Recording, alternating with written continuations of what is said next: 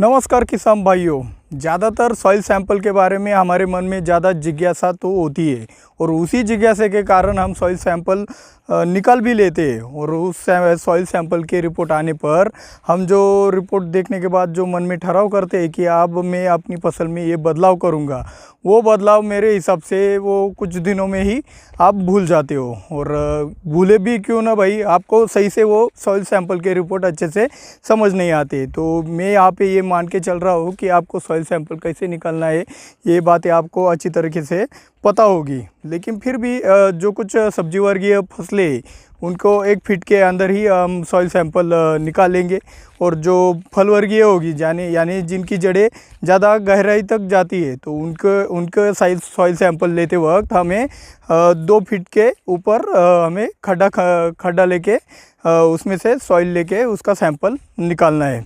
तो ये सब तो आपको पता है, लेकिन इसके आगे की बात हम आपको बताने वाले। तो ये जो ट्रेंड है, जो हम सॉइल सैंपल निकालते हैं लेकिन उसका कुछ भी हमें समझ नहीं आता है और समझ में जितना आता है वो हम फॉलो नहीं कर पाते, अपनी फसल में सब कुछ भूल जाते हैं।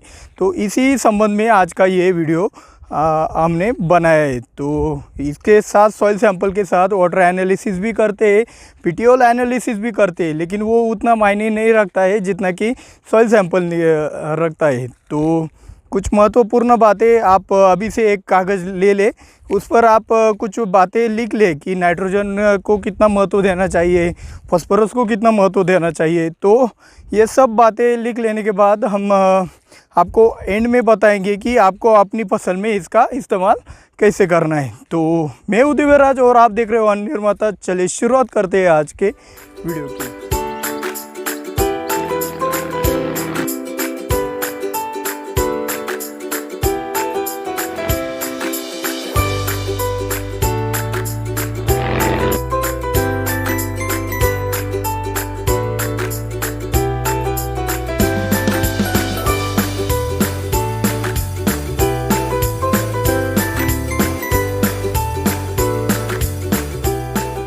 तो हमने आपके लिए स्पेशल लैब से एक फॉर्मेट मंगवाया है जो ब्लैंक है अभी के लिए, किसी किस्म के सॉइल सैंपल की रिपोर्ट नहीं है।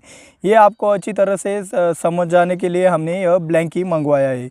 तो अभी हम सीधे स्क्रीन पर अभी आप सॉइल सैंपल की रिपोर्ट देख सकते हो जो कि ब्लैंक है। मैं अच्छी तरीके से आपको समझाऊंगा जो कि आपको हमेशा के लिए याद रह सकता है। तो हम आसान भाषा में आपको बताने की कोशिश करेंगे। वीडियो को अंत तक देखने का प्रयास करें, वरना आपको कुछ समझ नहीं आएगा। थोड़ा समझने में मुश्किल बात है, लेकिन आप देखने का प्रयास करें। समझ नहीं आता तो रिपीट करके भी देख सकते हो, जिससे आपको समझने में आसानी होगी। तो चलते हैं स्क्रीन पर अभी आप रिपोर्ट देख रहे होंगे। रिपोर्ट के लगभग 5 भाग होते हैं। तो पहले भाग में कुछ जनरल इंफॉर्मेशन होती है, आपका कॉन्टैक्ट नंबर, आपका एड्रेस, आपका गट नंबर, आपकी वैरायटी कौन सी है और सॉइल सैंपल कब लिया गया है और लैब में कब टेस्ट किया गया है। तो दूसरे भाग में आपका सॉइल सैंपल का जनरल टेस्ट किया जाता है, तो उसके बारे में आपको इंफॉर्मेशन दी गई है कि उसकी रिपोर्ट क्या है। तीसरे भाग में आपका मेजर न्यूट्रिएंट मतलब जो एनपीके होता है वो आपके सॉइल में कितने हैं उसके बारे में आपको इंफॉर्मेशन दी गई है। चौथे भाग में आपके मैक्रोन्यूट्रिएंट्स को हम सेकेंडरी न्यूट्रिएंट भी कहते हैं, जिनमें कैल्शियम, मैग्नीशियम, सल्फर भी आता है। इन्होंने इसमें सोडियम भी डाला है। तो क्यों डाला है ये मेरे को भी पता नहीं, कुछ लैब वालों का कुछ होगा, मेरे हिसाब से ये मेरे को भी समझ नहीं आया है। और 5वें हिस्से में माइक्रोन्यूट्रिएंट को उन्होंने डाला है, जिनमें copper, zinc, ferrous, manganese, boron, sodium भी आता है, उसमें एक्सचेंजेबल सोडियम आता है। तो चलो शुरुआत करते हैं अभी हम इसको समझने की, ये रिपोर्ट क्या है। तो पहले विभाग में किसान का नाम होता है, उसका एड्रेस होता है, आपको उस किसान की खेती कहाँ पे है उसका एड्रेस, गट नंबर होता है, उस किसान की अगर कोई फल वर्गीय फसल होगी तो उसकी वैरायटी भी यहाँ पे आप मेंशन कर सकते हो, जिससे किसान को समझने में आसानी होगी कि ये रिपोर्ट उसके किस वैरायटी के ज़मीन के। तो उसमें कॉन्टैक्ट नंबर भी दिया गया है पहले हिस्से में, और सैंपल कब लिया गया है और सैंपल का एनालिसिस लैब में कब किया गया है उसके डेट लिखने के लिए यहाँ पे एक ब्रैकेट भी बनाया गया है। तो अब दूसरे विभाग की तरफ आते हैं हम, जिसमें जनरल टेस्ट बताया गया है। तो जनरल टेस्ट में तो पीएच को आसान भाषा में समझाने के लिए आपको पता ही है कि 7 के नीचे पीएच हो तो वो एसिडिक होता है, 7 हो तो वो न्यूट्रल होता है, यानी वो एसिडिक नहीं होता और अल्कली नहीं होता, और वो 7 के ऊपर जो पीएच होता है वो अल्कली होता है। तो लगभग पीएच 1 से लेकर 14 तक रहता है, 7 को न्यूट्रल और 7 के नीचे एसिडिक और 7 के ऊपर अल्कली होता है। तो यहाँ पे इन्होंने 4 फॉर्मेट में, मतलब 4 कैटेगरी में इन्होंने पीएच का डिवीज़न किया है। जो 6.5 के नीचे हो तो उन्होंने एसिडिक बताया है, 6.5 से 8.5 के बीच में हो तो आपका सॉइल का पीएच नॉर्मल है, आपको डरने की कोई ज़रूरत नहीं है। और जो 8.5 और 9 के बीच में आपका पीएच आता है तो ये बेसिक जैसा है, मतलब आप थोड़े से दिक्कत में हो, थोड़े से नॉमिनल, और अब आप अभी उसे इम्प्रूव भी कर सकते हो। और अगर यदि आपका पीएच, सॉइल का पीएच 9 के ऊपर दिखाया तो यह हाईली बेसिक, मतलब ये ज़्यादा दिक्कत देने वाला आपको ठहर सकता है।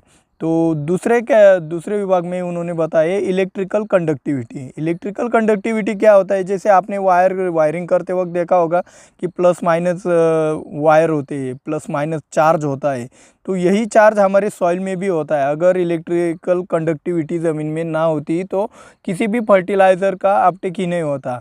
इन मैग्नीशियम, जिंक के आयन को भी हम वो एक निगेटिव पॉजिटिव चार्ज होता है, उसी से फसल में उसका अपटेक होता है। तो सॉइल में इलेक्ट्रिकल कंडक्टिविटी का बहुत महत्व होता है, इसलिए इन्होंने यह दूसरे नंबर पे इस विभाग में उन्होंने डाला है लैब वालों ने।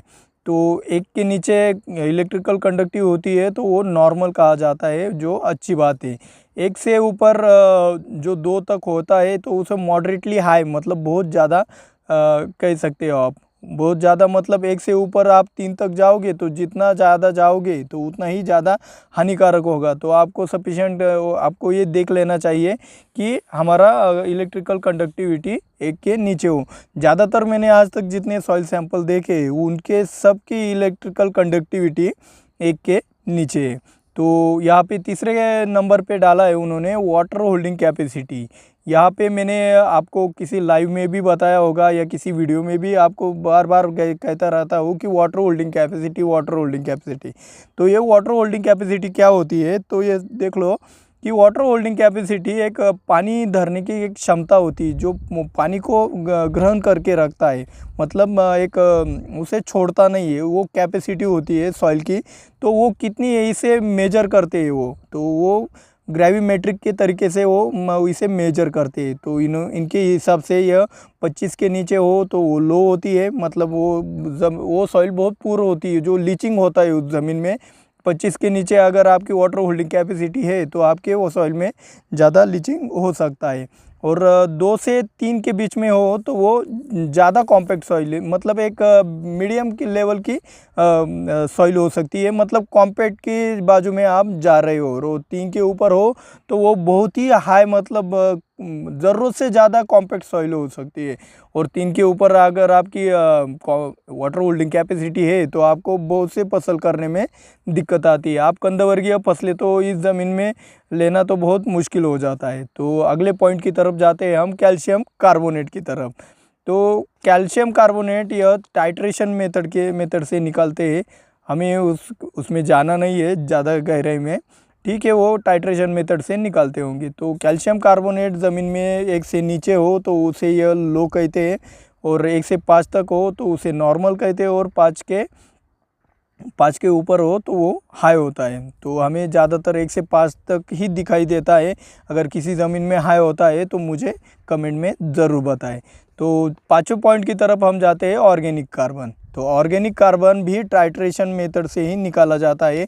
तो ऑर्गेनिक कार्बन का इन्होंने 5 कैटेगरी में बताया है, वेरी लो, लो, नॉर्मल, हाई, वेरी हाई। तो मेरे हिसाब से ऑर्गेनिक कार्बन जितना ज़्यादा हो उतना अच्छा है। इसको मैं तो कहता हूँ मेजर ही नहीं करना चाहिए, मतलब कम हो तो आपको इसको माइंड में लेना चाहिए, लेकिन ज़्यादा हो तो बहुत अच्छी बात है भाई, कौन सा उससे नुकसान होने वाला है। तो इन पहले जनरल टेस्ट में हम देखेंगे कि हमें जो सबसे महत्वपूर्ण बात है वो तो हमें पहले पीएच के ऊपर ध्यान देना है। दूसरी बात, हमें वाटर होल्डिंग कैपेसिटी के ऊपर ध्यान देना है। और ये 2 पॉइंट को हमें ज़्यादा ध्यान में लेना है पहले जनरल टेस्ट के रिपोर्ट में। इन दोनों पॉइंट को आप अभी अपने कागज़ के ऊपर, अगर आपके पास कोई सॉइल सैंपल की रिपोर्ट हो तो आप अभी ये दोनों पॉइंट निकाल लो। हम अंत में बताएंगे कि इनका इस्तेमाल आपको आपके ज़मीन में कैसा करना है। तो अब हम जाएंगे मेजर न्यूट्रिएंट्स की तरफ, जो कि नाइट्रोजन, फास्फोरस और पोटेशियम होता है। तो आपके ज़मीन में आपको पता ही है नाइट्रोजन कैसा है, क्या है, आपको फसल की ग्रोथ से वह अंदाज़ा आ ही जाता है। लेकिन यह नाइट्रोजन लैब में डिस्टिलेशन के मेथड से निकालते हैं। तो इन्होंने यहाँ पे भी 5 कैटेगरी की है, वेरी लो, लो, नॉर्मल, हाई, वेरी हाई और वेरी हाई। तो यहाँ पे नाइट्रोजन निकालने के लिए इन्होंने डिस्टिलेशन मेथड का इस्तेमाल किया है। तो नाइट्रोजन मेरे हिसाब से एक नॉर्मल होना चाहिए किसी भी ज़मीन में। अगर लो हो तो वो मेरे हिसाब से वो कैल्करस, मतलब जिसमें कैल्शियम की मात्रा ज़्यादा होती है, उस ज़मीन में नाइट्रोजन हमें कम मिलता है। तो नॉर्मल हो तो आपको कुछ करना नहीं है यहाँ पे, लेकिन लो हो तो आपको बहुत कुछ करना पड़ता है। मतलब कैल्शियम नाइट्रेट डलवा के यूरिया तो उस ज़मीन में काम ही नहीं करता है अगर किसी ज़मीन में नाइट्रोजन कम हो। और आपने यदि सॉइल सैंपल मतलब गर्मी के दिनों में निकाले होंगे, तो गर्मी के दिनों में तो नाइट्रोजन ज़मीन में वैसे भी कम होता है, तो सॉइल सैंपल में भी वह कम आता है। तो यहाँ पे मेंशन करने वाली बात यह है कि आप ये सॉइल सैंपल के रिपोर्ट में से नाइट्रोजन देख के अपनी फसल को नाइट्रोजन ना दे, अपने फसल की ग्रोथ देकर। हाँ, एक बात है, आप जब बेसल डोज बनवाएंगे तब आपको ये सॉइल सैंपल में नाइट्रोजन कितना है यह आपको ध्यान में लेना है। लेकिन उसके बाद में आपको जब फसल की ग्रोथ होती है तब ग्रोथ को देखकर ही आपको नाइट्रोजन का एप्लीकेशन अपनी फसल में करना चाहिए। तो अब मेजर न्यूट्रिएंट में अभी दूसरा कॉलम है फास्फोरस का। तो फास्फोरस आपको पता ही है फसल के लिए कितना और जड़ों के विकास के लिए कितना महत्वपूर्ण है। तो इसे स्पेक्ट्रो मेथड से वो लैब में वो निकालते हैं। तो इसके भी उन्होंने 5 भाग किए हैं मेरे हिसाब से। हाँ, 5 भाग किए हैं। तो वेरी लो, लो, नॉर्मल, हाई और वेरी हाई। तो मेरे हिसाब से नॉर्मल फास्फोरस आपके ज़मीन में ज़्यादा भी दिखाता है, लेकिन फिर भी फास्फोरस के रिज़ल्ट आपको नहीं आते हैं और आपको अलग से फास्फोरस डालवाना पड़ता है। तो इसका वजह यह होता है कि इन्होंने फिक्स का भी एक जो फास्फोरस ज़मीन में फिक्स होता है उसका भी इन्होंने मेंशन किया होता है। वो ये आपको सिर्फ क्या बताते हैं कि इतना ज़मीन में आपके फास्फोरस अवेलेबल है। तो आप कहते हो, एक नोटिस करते हो कि भाई हम ज़मीन में इतना फास्फोरस है, इतना नाइट्रोजन है, इतना पोटेश है, फिर भी फास्फोरस, नाइट्रोजन, पोटेश के रिज़ल्ट हमें क्यों नहीं दिखाई देते और हमें अलग से ज़्यादा से फर्टिलाइज़र क्यों देने पड़ते हैं एनपीके के। तो यही उसका कारण है, बाकी कुछ नहीं। ये कुछ फिक्स हो जाते हैं ज़मीन में, तो उनका भी यहाँ पे उन्होंने एक आपको संख्या दिखाने का प्रयास किया है। तो ये फास्फोरस की लेवल अगर नॉर्मल हो तो आपको कोई दिक्कत की बात नहीं है। लो हो यानी कि वो पुअर सॉइल है, उसमें ज़्यादातर न्यूट्रिएंट अवेलेबल नहीं है। अगर मेन न्यूट्रिएंट में ही आपको फास्फोरस कम दिखाई दे रहा है, फास्फोरस कम दिखने की वजह आपकी सॉइल सिर्फ और सिर्फ पुअर यानी कि गरीब है, मतलब उसमें ज़्यादातर न्यूट्रिएंट नहीं है, आपकी कोई भी फसल उस ज़मीन में अच्छी नहीं आ सकती है। आपको बहुत तकलीफ़ें या आपको बहुत से फर्टिलाइज़र डाल के ही आपको अच्छी फसल मिल सकती है ऐसी ज़मीन में। तो अगर नॉर्मल से नीचे हो, अगर आपकी ज़मीन में फास्फोरस नॉर्मल से नीचे हो, तो आपको ज़्यादा से ज़्यादा आपको किसी भी कौन सी भी फसल करनी हो, किसी भी फसल का प्लांटेशन करना हो, तो आपको पहले सुपर फॉस्फेट का ज़्यादा से ज़्यादा ऐसी ज़मीन में इस्तेमाल करना चाहिए। यदि आपका फास्फोरस नॉर्मल से ज़्यादा हो यानी कि आपको फास्फोरस की ज़रूरत ही नहीं है, ऐसा भी कुछ नहीं है। लेकिन मेरे हिसाब से आपको कुछ ज़्यादा फास्फोरस डालवाने की कोई ज़रूरत नहीं होती है ऐसी ज़मीनों में फास्फोरस ज़्यादा होने से जड़ों का विकास भी बहुत अच्छी तरीके से होता है। और तीसरा पॉइंट बताया है इन्होंने पोटेशियम का, ये AAS मेथड से ये लैब में ये निकलवाते हैं।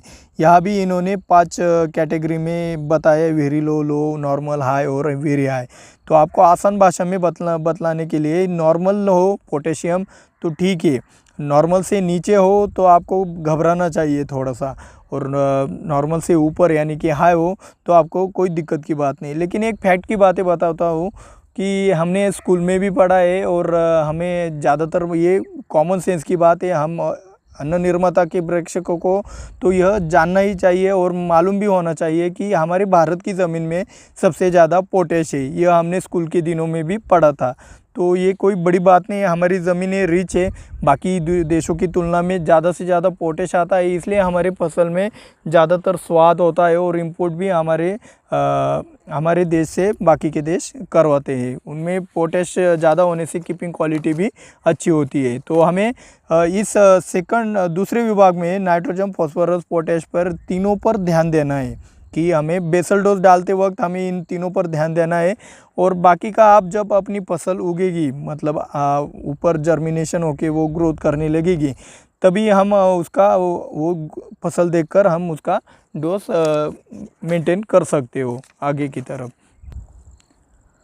तो चौथा विभाग है मैक्रोन्यूट्रिएंट्स का। मैक्रोन्यूट्रिएंट्स मतलब सेकेंडरी न्यूट्रिएंट्स कहते हैं, जिसमें हम कैल्शियम, मैग्नीशियम, सल्फर मेजर करते हैं। लेकिन इन्होंने हमारी सोडियम का किन कुछ फसलों में सोडियम का बहुत प्रॉब्लम होता है, तो इन्होंने इसे यहाँ पे मेंशन किया है, लेकिन ये गलत बात है।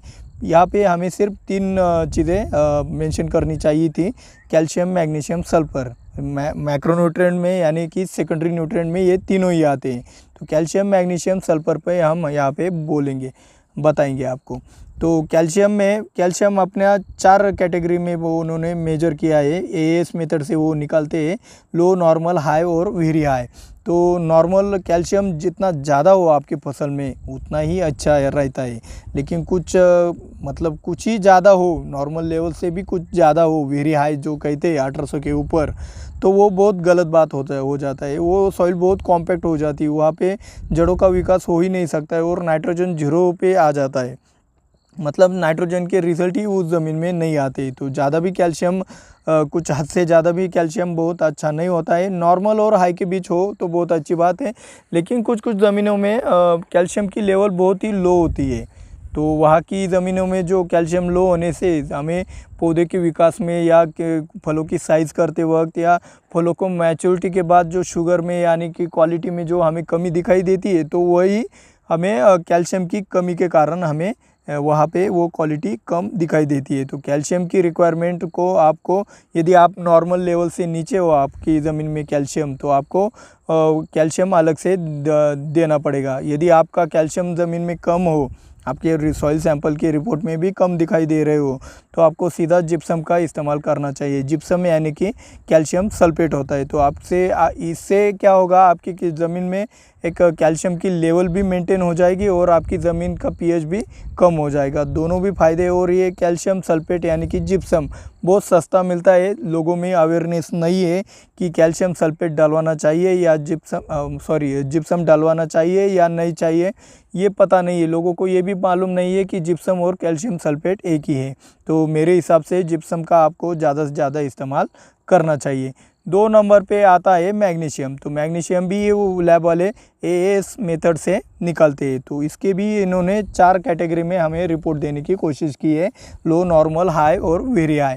तो मैग्नीशियम मेरे हिसाब से जितना ज़्यादा हो उतना अच्छा ही है, कुछ ज़्यादा ही हो तो फसल की ग्रोथ हमें दिखाई नहीं देती है, क्योंकि नाइट्रोजन और मैग्नीशियम दोनों एक साथ होके क्लोरोफिल तैयार होता है। तो मैग्नीशियम की ज़रूरत हमें मैच्योरिटी की स्टेज में लगती है, मतलब साइज़ होने के बाद। पहले वेजिटेटिव ग्रोथ होती है, फिर उसकी फ्लावरिंग स्टेज आती है, फिर साइज़ की ग्रोथ आती है और फिर मैच्योरिटी की स्टेज आती है। तो मैच्योरिटी के स्टेज में मैग्नीशियम की बहुत ज़रूरत होती है, लेकिन जिस ज़मीन में मैग्नीशियम कुछ नॉर्मल लेवल से कम हो, उस ज़मीन में आपको पहले से ही मैग्नीशियम उस ज़मीन में देना है, क्योंकि भाई उस ज़मीन में यदि आप मैग्नीशियम नहीं डालवाओगे तो पहले से ही पत्तियाँ पीली आपको दिखाई देगी। तो मेरे हिसाब से मैग्नीशियम बहुत सी ज़मीनों में जब आज तक जितने भी रिपोर्ट देखे तो मैग्नीशियम की लेवल ठीक ठाक ही होती है, नॉर्मल होती है, तो उसमें कुछ घबराने की बात नहीं है।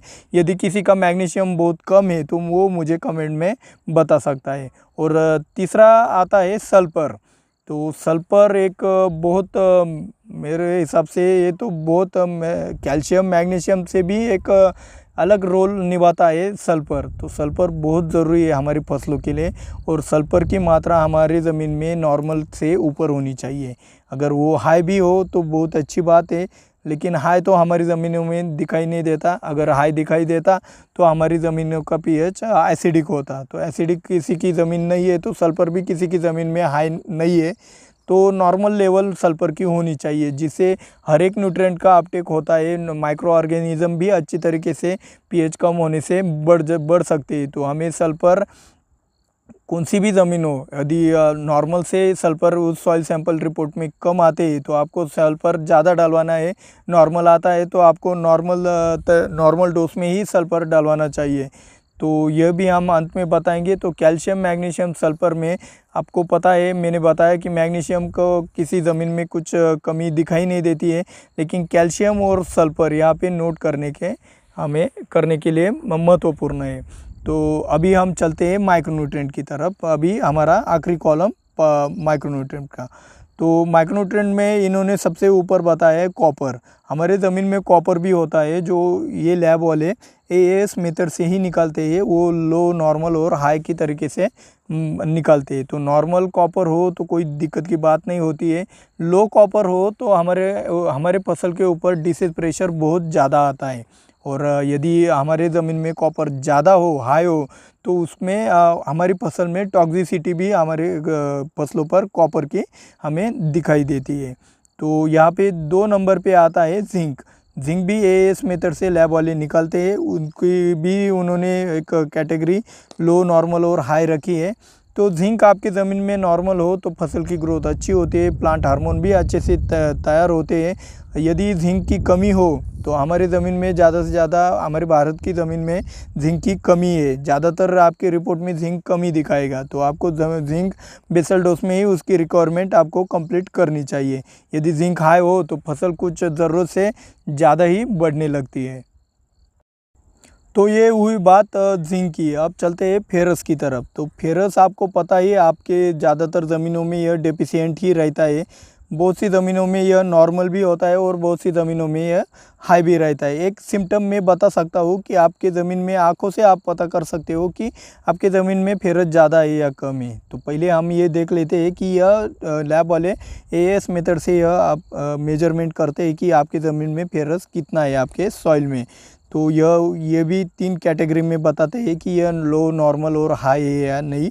तो आपकी ज़मीन या आपके ज़मीन को कलर यानी रंग यदि लाल हो, ज़्यादा से ज़्यादा लाल हो, तो आपके ज़मीन में ज़्यादा से ज़्यादा फेरस आपको डिटेक्शन में दिखाई देगा, या आपके सॉइल सैंपल रिपोर्ट में आपका फेरस ज़्यादा दिखाई देगा यदि आपकी सॉइल ज़्यादा से ज़्यादा लाल रंग की हो। यदि आपकी सॉइल भूरे या काले रंग की हो ज़्यादा से ज़्यादा, तो आपकी ज़मीन में फेरस नॉर्मल से लेकर कम भी दिखा सकता है। तो हमारे भारत के ज़मीन में कुछ सॉइल में फेरस की डिफिशियंसी भी है, कुछ ज़मीनों में वो नॉर्मल आता है और कुछ ज़मीनों में वो बहुत सा हाई आता है। यदि हमारे कुछ ज़मीनों में वो लो आता है, मतलब कुछ लेवल से कम दिखाई दे रहा है, तो उस सॉइल में कुछ क्वालिटी को लेकर दिक्कतें आती हैं। मतलब हमारी फसलों में क्वालिटी, फलों की क्वालिटी अच्छी तरीके से नहीं होती है। तो ये मेंटेन करने के लिए हमें बेसल डोज में ही फेरस सल्फेट ऐसी ज़मीनों में देना चाहिए जिनके ज़मीन में फेरस नॉर्मल लेवल से नीचे है। यदि नॉर्मल लेवल पे हो तो हमें बेसल डोज में ज़्यादा कुछ नॉमिनल लेवल से आप फेरस डालवा के अपना बेसल डोज बना सकते हो। और यदि फेरस आपके ज़मीन में कुछ हाई हो तो वहाँ पे आपकी फसल की क्वालिटी बहुत सी बढ़िया आएगी, मतलब 1 नंबर की आएगी। उस ज़मीन में क्वालिटी को लेके आपका कोई हाथ ही नहीं पकड़ सकता है। तो ऐसी ज़मीनों में लेकिन एक दिक्कत आती है, जिन ज़मीनों में फेरस की मात्रा ज़्यादा होती है। तो ऐसी ज़मीन में क्या दिक्कत आती है, तो फेरस जिस ज़मीन में ज़्यादा होता है उस ज़मीन के फसलें ज़्यादा वेट नहीं देती है, यानी उसकी उपज कम निकलती है। वो दिखने में तो बहुत बढ़िया दिखते हैं लेकिन उसका वेट बहुत कम आता है। तो अब हम अगले न्यूट्रिएंट की तरफ जाएंगे, माइक्रोन्यूट्रिएंट की तरफ। मैंगनीज़, तो मैंगनीज़ यह लैब वाले एएस मेथड से ही निकालते हैं। ये भी 3 मेथड में हमें बताए थे कि लो, नॉर्मल और हाई कितना है आपके ज़मीन में। तो मैंगनीज़ एक आपके ज़मीन में नॉर्मल हो तो बहुत अच्छी बात है, और हाई हो तो बहुत अच्छी बात है, लेकिन लो हो तो बहुत बुरी बात है। लो हो तो बुरी बात ऐसी है कि मैंगनीज़ यदि आपके फसल में कम हो तो आपके फसल के जो रोगों के प्रति रेजिस्टेंस पावर है वो कम होती है, जो लड़ने की क्षमता है फसल में वो कम हो जाती है। तो मैंगनीज़ आपके ज़मीन में ज़्यादा हो तो बहुत अच्छी बात है, और यदि नॉर्मल लेवल से कम हो तो आपको ज़्यादा से अलग से वो डालना चाहिए। आप देखो मैंकोजेब में भी क्या आता है, मैनेब और जैनेब, हमने वीडियो में बताया था। तो मैनेब यानी कि मैंगनीज़ ही होता है, और जैनेब यानी कि वो जिंक ही होता है। तो मैंगनीज़ कितना अहम है आपको ये M45 से भी पता चल जाता है। तो अभी हम अगले न्यूट्रिएंट की तरफ बढ़ेंगे, माइक्रोन्यूट्रिएंट की तरफ, वो जो कि है बोरान। तो बोरान स्पेक्ट्रोमेथड से निकाला जाता है, और स्पेक्ट्रोमेथड से निकालते वक्त यह तीन कैटेगरी में यह मेजरमेंट करते हैं, जो कि लो, नॉर्मल और हाई होता है। तो बोरान हमारे भारत की ज़मीनों में थोड़ा सा कम ही पाया जाता है, उसकी डेफिशिएंसी हमारी ज़मीन में रहती है। बहुत कुछ ज़्यादा कम नहीं है, लेकिन एक नॉर्मल से थोड़ा ऊपर और हाई से थोड़ा नीचे हमें कम पाया जाता है। यदि नॉर्मल दिखाई दे रहा है तो आपको अलग से बोरान ज़्यादा देने की ज़रूरत नहीं है। यदि हाई दिखाई दे रहा है तो आपके फसल में बोरान की टॉक्सिसिटी आने की संभावना होती है, तो आपको बोरान का परहेज़ करना चाहिए। यदि लो दिखाई दे रहा है, यानी कि जो कि अक्सर हर एक फसल में हर एक किसान को दिखाई देता है, तो लो दिखाई देता है तो आपको बोरिक पाउडर और बोरान का आपको फसल में इस्तेमाल करते रहना चाहिए। आप बेसल डोज में भी एक एप्लीकेशन कर सकते हो, एक फ्लावरिंग से पूर्व भी एक एप्लीकेशन कर सकते हो, और एक साइज़ के पीरियड में एक एप्लीकेशन कर सकते हो। 1-1 किलो के तीनों स्टेज में आप एप्लीकेशन कर दोगे अपनी फसल में तो आपकी फसल अच्छी आ सकती है। और लास्ट का न्यूट्रिएंट इन्होंने बताया सोडियम, एक्सचेंजेबल सोडियम परसेंट। मेरे हिसाब से जो हमारे मैक्रोन्यूट्रिएंट में जो सोडियम बताया था वो फिक्स था, और ये एक्सचेंजेबल सोडियम परसेंट बताया है। यह इसका अपटेक फसल में हो सकता है। तो एक्सचेंजेबल सोडियम परसेंट, ये सोडियम क्या होता है? तो सोडियम एक बहुत हानिकारक न्यूट्रिएंट है जो हमारे फसल के लिए अच्छा नहीं है। जिसके मतलब आपको पता है, नमक हमारी फसल के लिए हानिकारक है। नमक में कोई भी सजीव जीवित नहीं रह सकता है। आप अचार में नमक क्यों डालते हो? क्योंकि बैक्टीरिया या कोई फंगस या कोई वायरस है उसका वो अचार खराब ना हो जाए, इसलिए नमक का इस्तेमाल करते हैं। तो नमक में कोई भी सजीव माइक्रो ऑर्गेनिज्म जीवित नहीं रह सकते। तो हमारा सजीव यानी कि हमारा प्लांट भी उसमें जीवित नहीं रह सकता है। तो नमक किससे बनता है? तो नमक सोडियम और क्लोराइड से बनता है। तो यही सोडियम यहाँ पे दिखाया गया है। यदि ये सोडियम ज़्यादा हो तो हमारे पानी में तो क्लोराइड रहते ही रहते, तो वो पानी का क्लोराइड और यह सोडियम दोनों एक हो जाने से हमारी फसल में नमक की निर्मित हो जाती है, नमक तैयार होता है। तो हमारी फसल में एक क्लोरोसिस आता है, जो सोडियम क्लोराइड होता है। जो सोडियम क्लोराइड होने से वहाँ की सेल डैमेज हो जाती, तो इसे हम क्लोरोसिस कहते हैं। तो यहाँ पे सोडियम का एक बहुत बड़ा सब्जेक्ट है। इसे जिन लोगों के ज़मीनों में सोडियम की प्रॉब्लम है उनको तो ये अच्छे से पता होगा कि ये सोडियम कितना हानिकारक है, तो वो जूझ भी रहे हैं उनसे। तो मेरे हिसाब से इस पे अगर कोई किसी किसान को, ज़्यादा किसान होंगे इस प्रॉब्लम से आपको छुटकारा चाहिए, अगर ये किसानों की संख्या हमारे चैनल पे ज़्यादा होगी तो हम इस पे अलग से वीडियो आपको ज़रूर बना के देंगे कि सोडियम से हमें बचना कैसे चाहिए।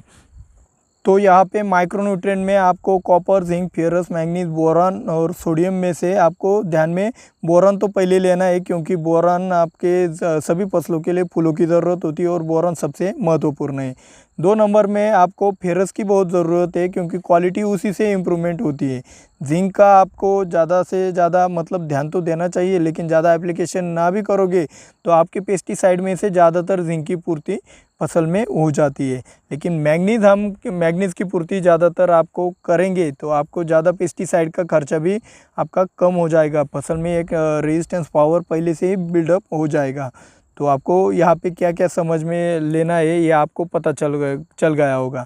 तो अभी मैंने जो आपको बताया ऊपर नोट करने के लिए, तो मेरे हिसाब से आपने नोट कर लिया होगा। अगर नहीं किया है तो वीडियो फिर से पहली बार मतलब जनरल जो हमने बताया था, जनरल से लेकर माइक्रोन्यूट्रिएंट तक, जनरल टेस्ट से लेकर माइक्रोन्यूट्रिएंट तक सब बातें आप अच्छी तरीके से लिख लो कि हमारी ज़मीन में क्या कमी है, हमें किस पे फोकस करना है। मतलब वो ज़्यादा हो तो हमें उस पे फोकस करना है, यदि कम हो तो उस पे फोकस करना है, नॉर्मल हो तो वो लिखने की कोई ज़रूरत नहीं है, तो हमें उस पर कोई फोकस करना ही नहीं है। तो पहली बात तो आपको ये बातें लिख लेनी चाहिए। तो आपको यह इतना याद करके रखना चाहिए कि भाई मैंने पूछा कि आपके ज़मीन में नाइट्रोजन कितना है, तो आपको बताना चाहिए। यदि वो नॉर्मल हो तो आपको कोई याद रखने की ज़रूरत नहीं है, यदि कम हो तो आपको याद रहना चाहिए कि मेरी ज़मीन में नाइट्रोजन कमी है, फॉस्फोरस कमी है, कैल्शियम मेरी ज़मीन में बहुत कम होता है, फेरस मेरी ज़मीन में कम है, इसलिए मेरी पत्तियाँ पीली पड़ती है, क्वालिटी नहीं होती है। यदि आपकी ज़मीन में फेरस ज़्यादा है तो आपकी ज़मीन में बहुत क्वालिटी होती है, तो आपको पोटैश का मतलब आपको वेट का प्रॉब्लम आता है, तो आपको पोटैश का रिक्वायरमेंट ज़्यादा करना पड़ता है। तो ऐसे बैलेंसिंग के लिए आपको आपकी ज़मीन में क्या कम है, क्या ज़्यादा है, ये आपको याद रखना पड़ेगा पहली बार। और पहली बार या यदि आप ये इसे याद रखोगे अच्छी तरीके से, मैंने तो अच्छे से समझाने का आपको पूरा प्रयास किया है। मैं आशा करता हूँ कि आपको यह समझ में तो आ ही गया होगा, लेकिन इसे और आसान बनाने का मैं अभी आगे के वीडियो में भी और प्रयास करता रहूँगा। आपको इससे ज़्यादा अच्छी तरीके से समझने के लिए हमारे आने वाली वीडियो भी आपको अच्छी तरीके से देखना पड़ेगा, जिससे हम आपको फेरस के बारे में, नाइट्रोजन के बारे में, फॉस्फोरस के बारे में, पोटैश के बारे में आपको डीप में लेते जाते रहेंगे। तो हमारी ये सीरीज़ भी आने वाली है हर एक फसल की। तो उसका बेसिक पॉइंट था सॉइल सैंपल, हमारी ज़मीन यानी हमारा एक बेस है जो सबसे महत्वपूर्ण है। तो आपको यह वीडियो अच्छा लगा हो तो वीडियो को लाइक करना ना भूलें, और ज़्यादा से ज़्यादा किसानों में आप यह बात शेयर करेंगे तो मेरे को बहुत आनंद होगा। हमारे सब्सक्राइबर बढ़ेंगे तो मैं और जोश के साथ ज़्यादा से ज़्यादा वीडियो लाने की कोशिश करूँगा। तो मिलते हैं अगले वीडियो में। जय जवान जय किसान।